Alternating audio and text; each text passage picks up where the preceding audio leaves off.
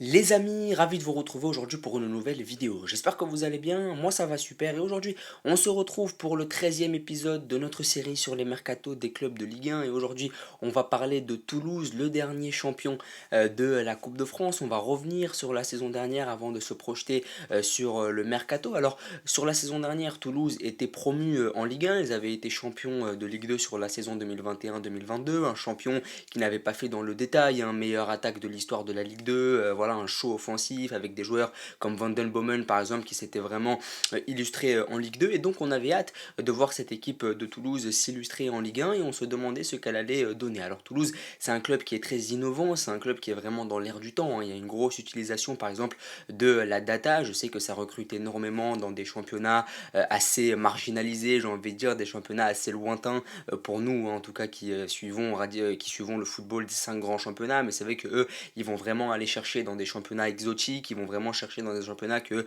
les autres clubs ne regardent pas forcément parce qu'il y a vraiment cette utilisation de la data et ça c'est vraiment très intéressant parce que c'est un club qui innove, c'est un club qui est avant-gardiste et ça c'est très intéressant et donc j'avais vraiment hâte de voir ce qu'allait donner Toulouse en Ligue 1 et il faut dire que j'ai été un peu déçu par le classement final de Toulouse parce que Toulouse ne finit que 13e. Je trouve que Toulouse c'est quand même un club qui a du budget, c'est quand même une grande ville de France, hein. Toulouse, quand même une ville de foot, même si évidemment à Toulouse le rugby règne en maître, mais c'est également une ville de football, c'est une des plus grandes villes de France, c'est un club qui a du budget, c'est un club qui a un beau stade. Déjà j'avais été surpris il y a quelques années lorsqu'ils sont descendus en Ligue 2, même si évidemment il y avait beaucoup de problèmes structurels qui ont fait que Toulouse s'est retrouvé en Ligue 2, mais c'est vrai que j'ai été déçu de voir que cette équipe n'a fini que 13e parce que j'avais placé énormément d'attentes en cette équipe, mais après ils m'ont rassuré, j'ai envie de dire, ils m'ont contredit en gagnant la Coupe de France. Et vraiment, cette victoire en Coupe de France, elle est historique parce que Toulouse, c'est quasi rien, hein, en termes de palmarès. Ils ont gagné la Ligue 2 en 2021-2022, mais si on parle de Coupe de France, si on parle de Ligue 1, c'est très très maigre, hein. Il n'y a quasiment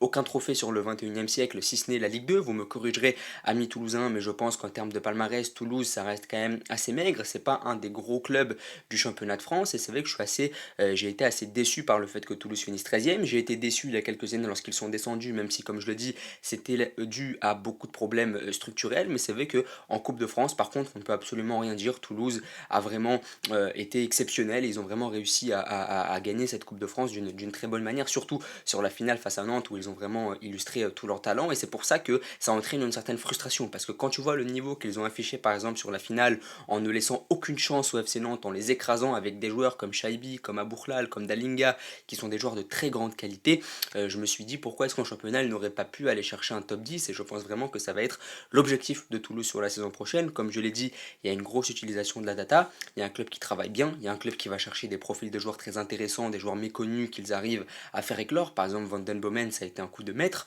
même si évidemment on en parlera après, t'as pas réussi à le vendre assez cher, mais c'est vrai que ça a été vraiment un coup de maître d'aller chercher des mecs comme Van Den Bomen, comme Dessler, et c'est vrai que j'avais écouté une interview du président Damien Comolli qui en parlait sur RMC avant la finale de la Coupe de France et il disait que des fois ils allaient chercher des joueurs qui eux-mêmes étaient surpris qu'on vienne les chercher pour jouer en Ligue 1. Des fois ils vont chercher des mecs dans la D2 danoise par exemple, je sais que Dessler ils sont allés le chercher là-bas, le gars est quasiment surpris qu'on vienne le chercher pour aller jouer en Ligue 1 mais en fait il trouve en lui un profil qui va servir dans l'équipe, dans le collectif etc.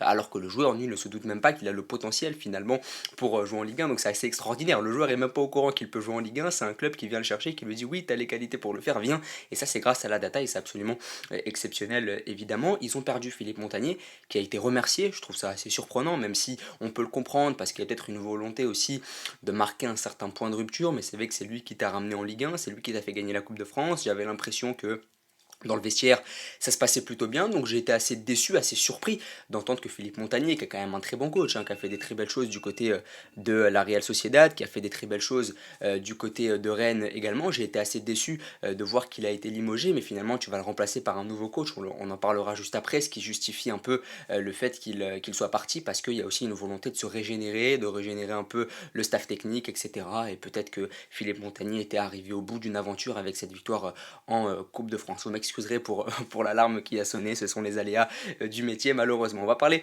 du mercato 2023-2024 et un mercato très intéressant avec beaucoup de recrues qui sont arrivées parce que comme je l'ai dit, Toulouse c'est un effectif qui travaille, c'est un staff qui travaille beaucoup, qui travaille très bien avec un effectif comme je l'ai dit très cosmopolite également avec beaucoup de nationalités représentées et donc c'est encore parfaitement illustré par ce mercato où tu as beaucoup de joueurs issus d'horizons très différents qui vont venir intégrer l'équipe. On parle par exemple d'Ibrahim Sissoko, un ailier gauche que tu vas chercher du côté de l'Eredivisie qui a 20 ans, un néerlando-guinéen, donc là aussi c'est plutôt pas mal dans cette volonté d'aller chercher des joueurs dans d'autres championnats. Il l'avait déjà fait avec Van den Bomen, hein, d'aller chercher du côté des Pays-Bas. Là aussi c'est très intéressant. Malheureusement ce dernier s'est blessé sur un match de préparation, pourtant il faisait vraiment une préparation très intéressante et il aurait pu se montrer subversif au sein de l'attaque toulousaine. C'est vraiment dommage, je pense qu'il va revenir plus fort évidemment, mais il est jeune, il a du potentiel, c'est un profil un peu différent de ce que tu as déjà en termes d'ailier avec Shaibi et Abourlal, donc c'est vraiment pas mal. Il y a Niklas Schmidt, un milieu offensif de 25 ans que tu recrutes du côté du Werder Bremen pour 2,5 millions d'euros et vraiment je me suis penché sur ce joueur là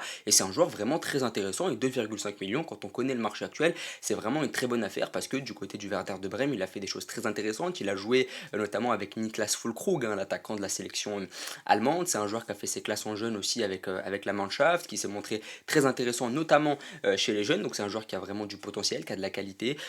Petite parenthèse, il s'était aussi battu pour qu'on reconnaisse le droit des joueurs finalement de dire qu'ils font une dépression, par exemple sur la santé mentale, c'est lui qui est très engagé dans ces combats-là. Niklas Smith, c'était un peu pour la petite parenthèse, pour en apprendre un peu plus sur le joueur, mais il a souffert d'une grave dépression il y a quelques temps et il se bat régulièrement pour que le droit des joueurs soit reconnu au niveau de la santé mentale. D'ailleurs, j'avais fait une vidéo sur la santé mentale il y a quelques mois, la santé mentale des footballeurs, et lui il se bat vraiment pour ça, donc c'est vraiment très intéressant aussi parce qu'il faut aussi en connaître un peu plus sur les joueurs, c'est pas que de la data et ça c'est vraiment très intéressant. Il y a également Franck Magri, un attaquant de 23 ans que tu vas chercher du côté de la Ligue 2, du côté de Bastia pour 2 millions d'euros, donc là aussi ça complète un peu ton attaque, ça offre une doublure à Dalinga, c'est un joueur qui a du potentiel, qui a fait ses classes en Ligue 2, donc ça peut être pas mal. Christian Caceres Junior, un Vénézuélien que tu vas chercher du côté des États-Unis, de la MLS qui jouait à New York Red Bull, hein, c'est l'ancien club de Thierry Henry, donc là aussi c'est très intéressant.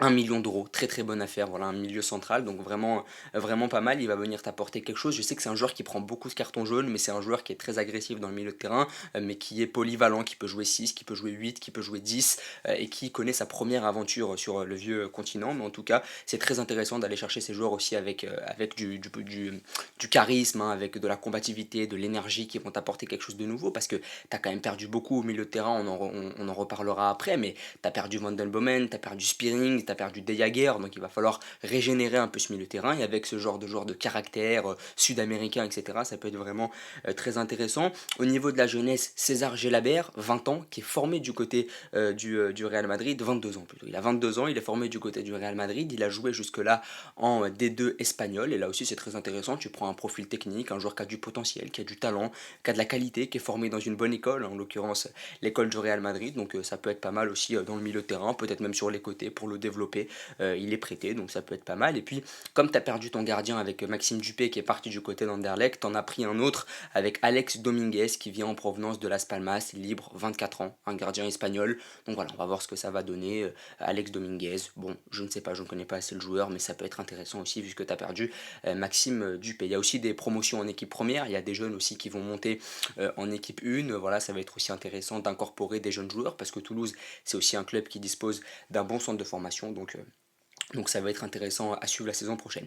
On va parler maintenant des départs. Et c'est vrai qu'au niveau des départs, on peut être déçu parce que Toulouse n'a pas réussi à bien vendre. Et c'est vrai qu'à part Raphaël Ratao qui est reparti du côté du Brésil pour 2,5 millions d'euros, t'as pas réussi à vendre tes pièces maîtresses, t'as pas réussi à vendre tes éléments forts. Par exemple, tous les joueurs qui sont partis libres, vraiment c'est absolument incroyable. Van den Bomen qui est parti libre du côté de l'Ajax.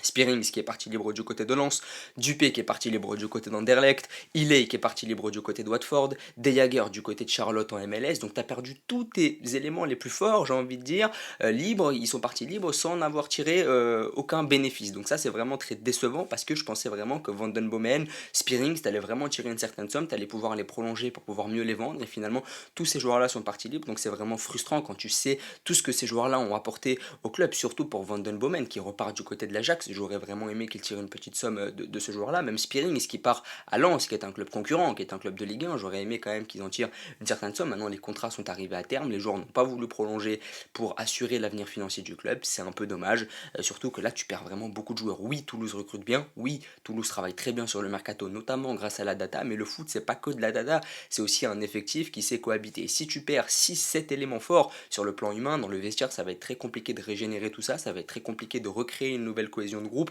surtout qu'en plus tu as un nouveau coach, donc j'ai peur que Toulouse se perde un peu dans cette utilisation de la data, c'est-à-dire on perd beaucoup de joueurs, mais c'est pas grave, il y a la data, on va les remplacer par d'autres, mais finalement tu perds peut-être l'humain, le social dans tout ça, et ça peut peut-être être compliqué, mais évidemment je pense qu'ils ne vont pas tomber dans le panneau et qu'ils vont quand même essayer de s'en tirer avec un effectif qui se comprend, avec un effectif qui travaille bien, même si la tâche paraît quand même un peu difficile.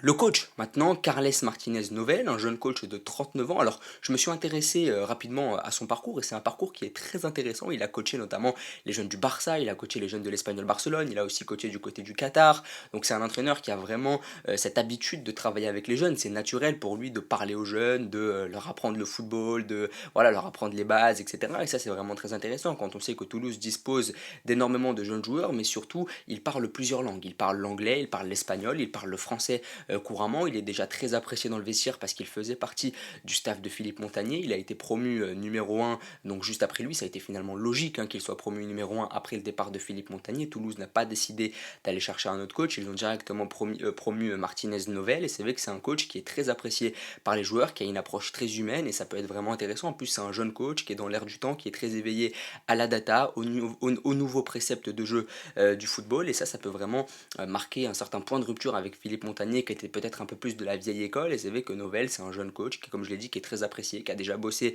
avec les jeunes dans le passé. Quand on sait que Toulouse dispose d'énormément de jeunes, comme je l'ai dit, ça peut vraiment être pas mal. Donc voilà, je trouve que l'idée est bonne. Maintenant, c'est la saison de tous les dangers, parce qu'encore une fois, tu as perdu beaucoup de joueurs, tu en as perdu 6-7 qui étaient vraiment très importants, tu en as ramené d'autres, tu as perdu ton coach avec Philippe Montagnier, tu en as ramené un autre. Oui, c'est très intéressant, mais il ne faut pas se perdre là-dedans, et c'est vraiment la saison de tous les dangers pour Toulouse, parce que tu peux vraiment tout perdre en vrai, parce que t'as perdu beaucoup d'éléments, etc. Il va falloir régénérer tout ça, et ça s'annonce vraiment compliqué, ça va être un chantier très difficile à mettre en place, et évidemment on n'est pas sûr que ce soit bien la saison prochaine, parce qu'il y a une instabilité chronique qui fait que t'es pas sûr de renouveler les performances de la saison dernière. Maintenant, on va parler du 11, et là, c'est sur le 11 qu'on se rend compte que l'effectif a changé, mais qu'il y a quand même pas mal d'éléments de l'an dernier qui sont quand même présents.